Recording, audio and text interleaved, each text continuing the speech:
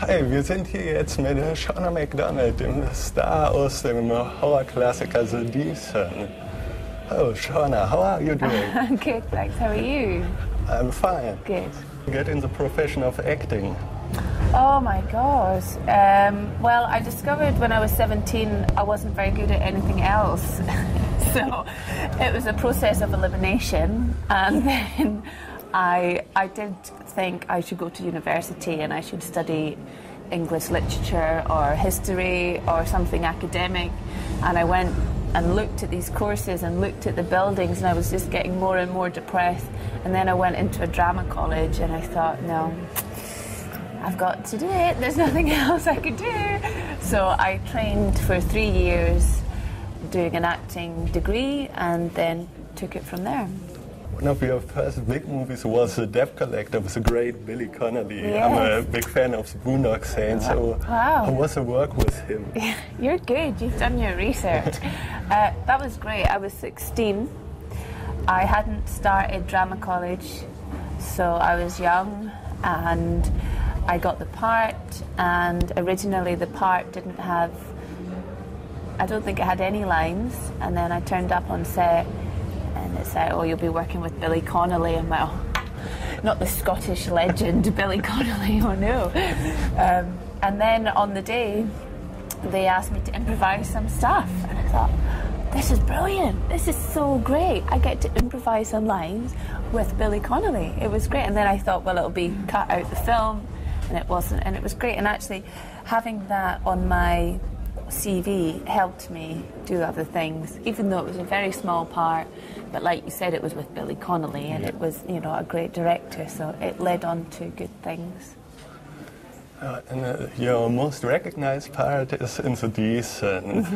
It is one of the most terrifying movies I ever saw, and in the short time of 7 years it became a genre classic. Yeah. You as an lead actress of that movie, what makes this movie so special? I think because this movie is, well, it's all women, The Descent. It's character driven. And for this genre, it's unusual to have women who fight back, who are layered, who have intricate relationships with each other. The friendships are quite complicated. And also to start a film off where you wipe out a whole family and then cut to a year later. I think it was new ground. And I know Neil Marshall desperately wanted to do films in a cave because he thought that had never been done before. However, our post-production only took 6 months because we heard on the grapevine that the film The Cave was coming out in America, and Neil Marshall's like, oh no, you wait forever, there's nothing about caving. And suddenly there's 2 films, so luckily we managed to get ours out first, and thankfully we got a great response, whereas the Cave, I think, got quite an okay response. But in terms of winning that fight about the best sort of monster cave movie, I think we won that one. You sure did. Very hypothetical question. When you could do a remake of a movie of your choice and take a lead in it, which movie would you want to redo? I like Straw Dogs. Have you seen Straw Dogs? Yes, I love it. Because at that time, you know, the rape scene was so hyped, and she looks like she's enjoying it. Oh my God.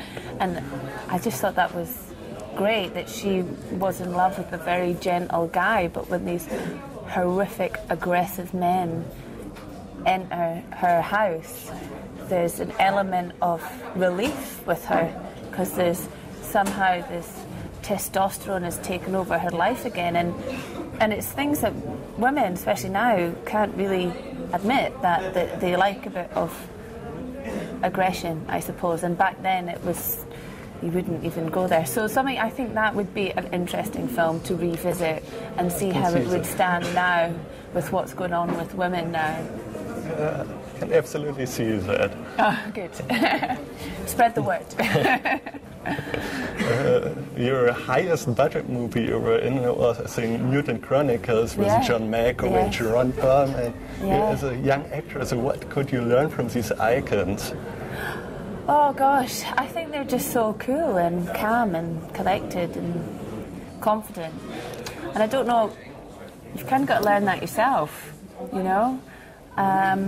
These type of guys, they get to be where they are by being professional, knowing their lines, working really hard. So whenever you meet someone of that standing, you're reminded that that's how you make it to the top. It's not the games, it's not the schmoozing, it's doing your homework and turning up on set with, you're so strong in what you think you know that you're open to be manipulated either way or moved either way. You know, you're open to play. So I guess, and you know, like John Malkovich, he's so expressive and he is open to play with the other actor, and it's sort of reminding yourself that as well, and it's not really about what you're doing, it's about listening to what the other actor's doing and reacting off them. So. And now for your coming up project, I read about a movie called Fizz with stars like Jamie Bell and James McAvoy. What can you tell us about that movie? Well, that's going to be a huge movie, hopefully. It's coming out next year, early next year. It's written by a writer called Irvin Welsh, who did Trainspotting, which was a huge success. And James McAvoy is the lead. It's about a bent cop, as we would say, a policeman who doesn't follow the rules. I play his wife, and it's very stylized. It's set in the 80s. It's quite trippy. It's dark. It's raw, but it's also very, very funny. And I've seen bits of it.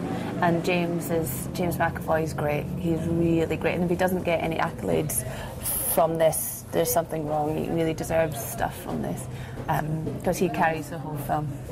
So hopefully that will come out pretty soon, and lead to things. I wish you the best of luck with that movie and all the other movies. Thank you for being with us, and enjoy your weekend here. Thanks, Thomas. Thank you.